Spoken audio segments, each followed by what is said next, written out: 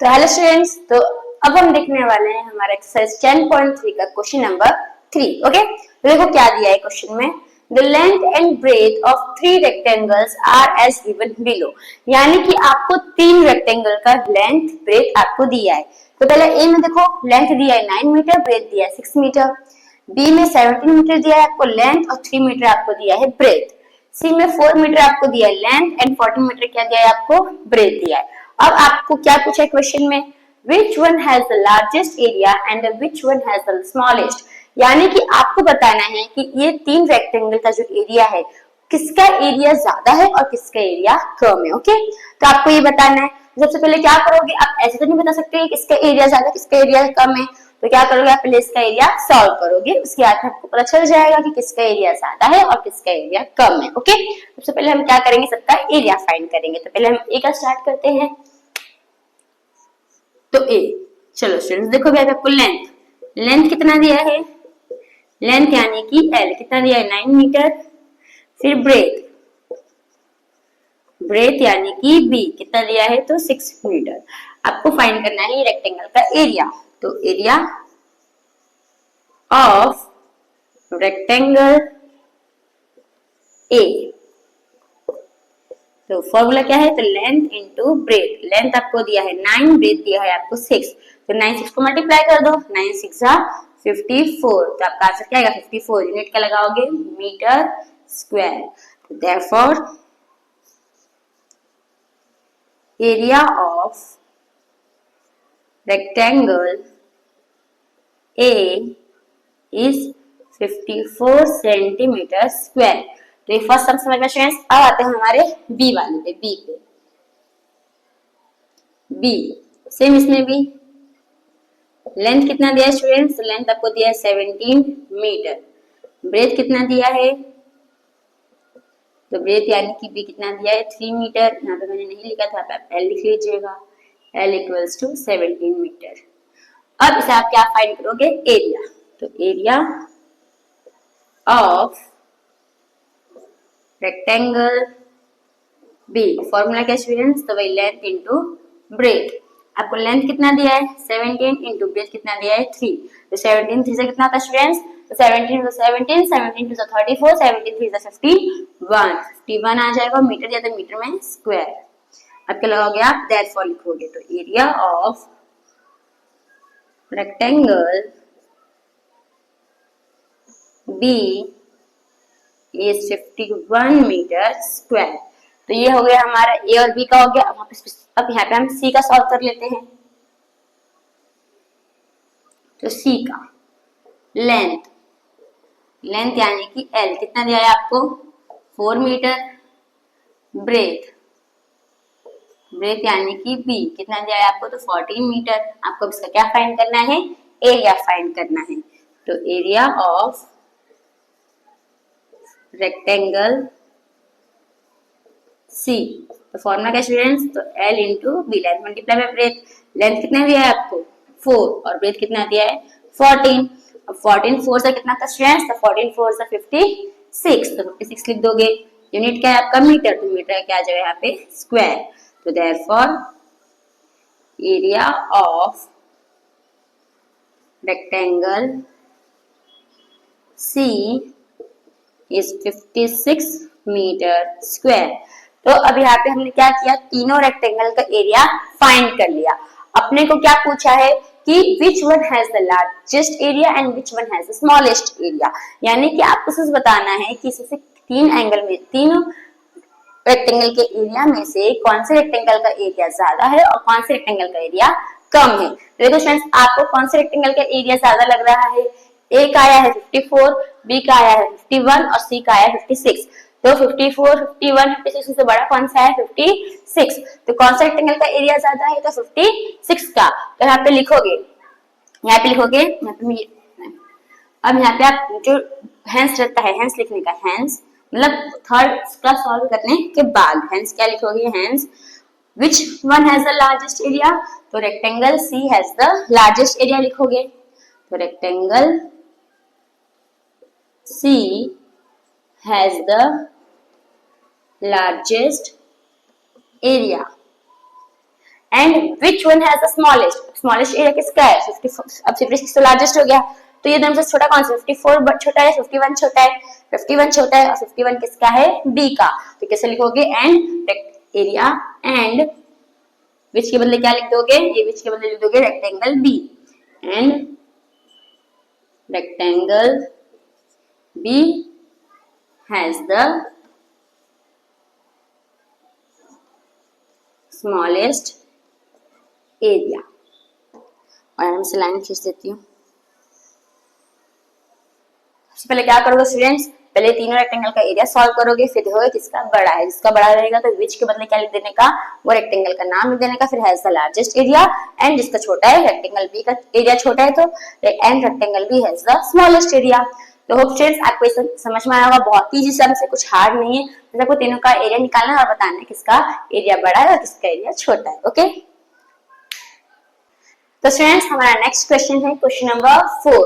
अब इस question number 4 में क्या दिया है तो देखो, the area of rectangular garden 50 metre long is 300 square metre.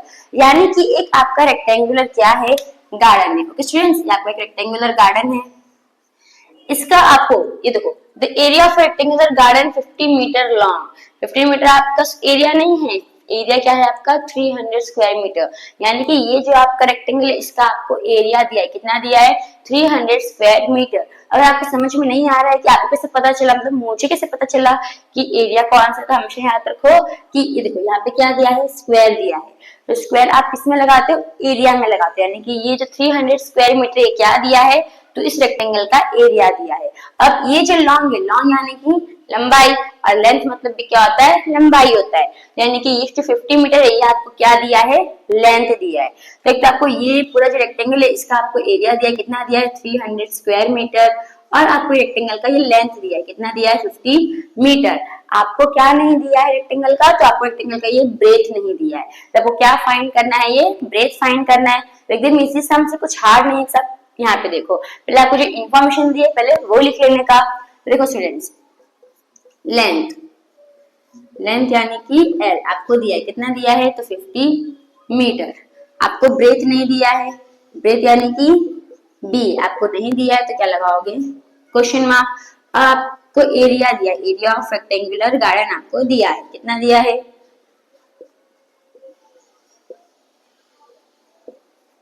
Garden कितना दिया था 300 स्क्वायर मीटर। स्क्वायर मीटर लिखते हो तो भी चलेगा, मीटर स्क्वायर लिखते हो तो भी चलेगा, दोनों ही राइट है आपका। तो इसका फॉर्मूला लिखो, तो area of rectangular garden formula क्या है स्टूडेंट्स, तो L into B.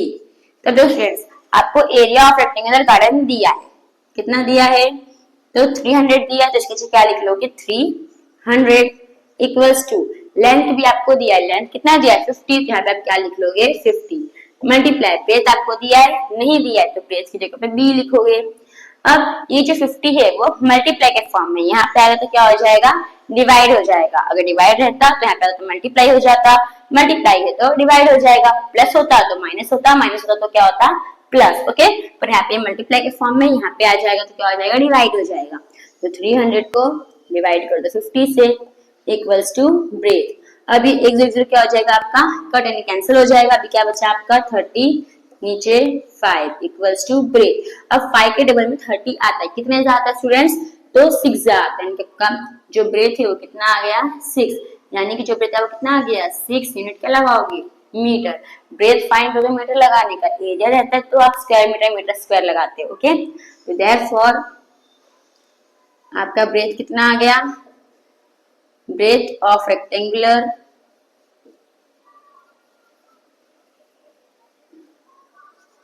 Garden is 6 metre.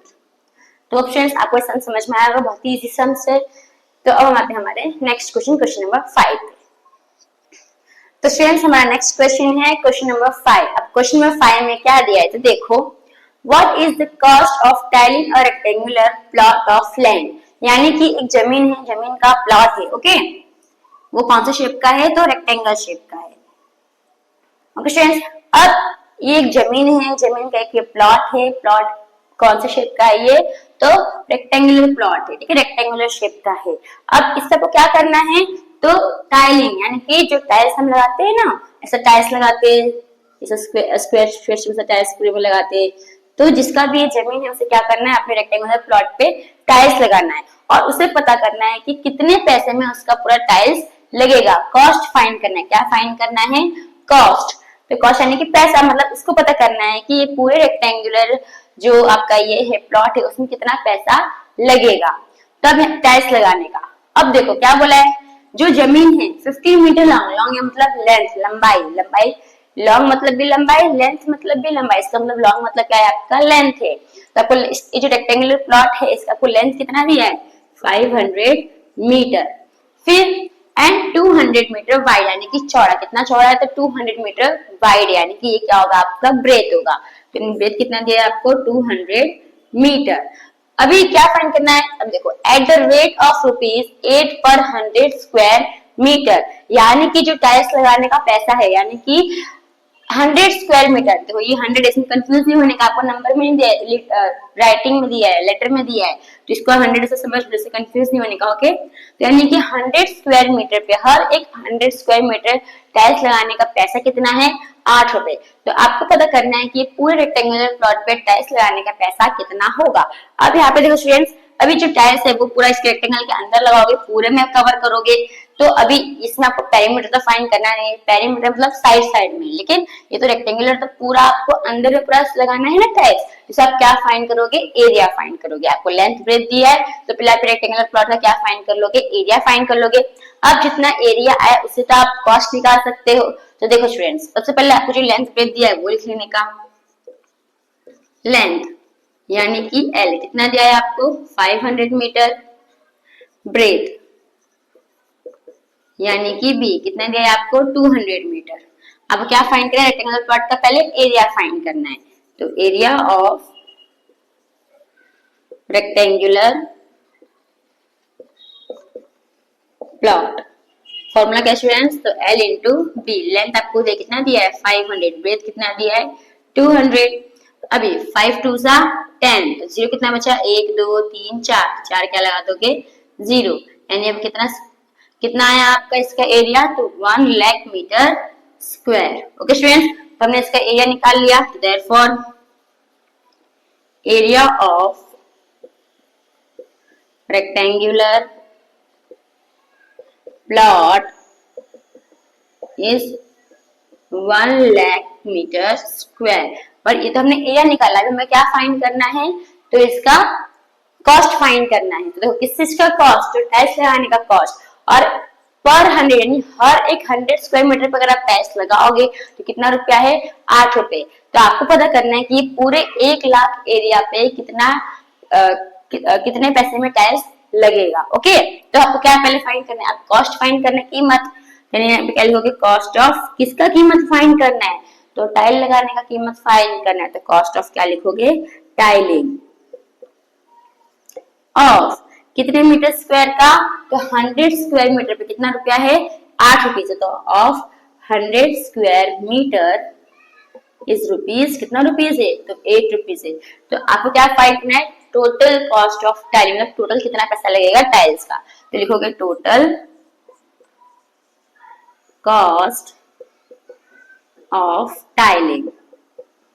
सबसे पहले जो आपका जो रुपीज होता है उसको क्या करते हैं? मल्टीप्लाई करते हैं। किससे मल्टीप्लाई करते हैं? तो जो आपका एरिया है रेक्टेंगुलर प्लॉट का उससे। तो रुपीज 8 मल्टीप्लाई बाय 1 लाख। और लेकिन आपको यहाँ पे 100 भी दिया, अगर 1 दिया तो आपको कुछ नहीं करना रहता। अगर आपको 100 दिया तो 100 से क्या कर दोगे? यहाँ पे डिवाइड कर दोगे। तो देखो इधर भी 2 जीरो लास्ट में, इधर भी 2 लास्ट में, 2 जीरो, 0 0 क्या कर दो आप? कट कर दो। अब यहाँ पे क्या बचा आपका? Rupees 8 into 1000। तो 8000 कितना हो जाएगा? 8 को 1000 से मल्टीप्लाई करोगे तो कितना आ जाएगा? रुपीज 8000। इसका मतलब देयरफॉर आपको पूरे इस रेक्टेंगुलर प्लॉट पे टाइल्स लगाने का कितना रुपया जाएगा? तो 8000 रुपया जाएगा। देयरफॉर यही लिखने का, total cost of tiling is rupees 8000। Okay, therefore total cost of tiling is rupees 8000 जन। ये सबसे बड़ा इजी था ना स्टूडेंट्स, होप आपको सब समझ में आया, कुछ भी हार्ड नहीं है। सबसे पहले वो क्या करना है, रेक्टेंगल का जो प्लॉट है इसका आपको सबसे पहले एरिया फाइंड करना है। एरिया फाइंड कर लोगे तो आपको क्या फाइंड करना पड़ेगा, कीमत, कितना आपको पैसा लगेगा पूरे टाइल्स लगाने के लिए। ओके, तो वो आपको समझ में आया होगा। अब हम आते हैं हमारे नेक्स्ट क्वेश्चन पे।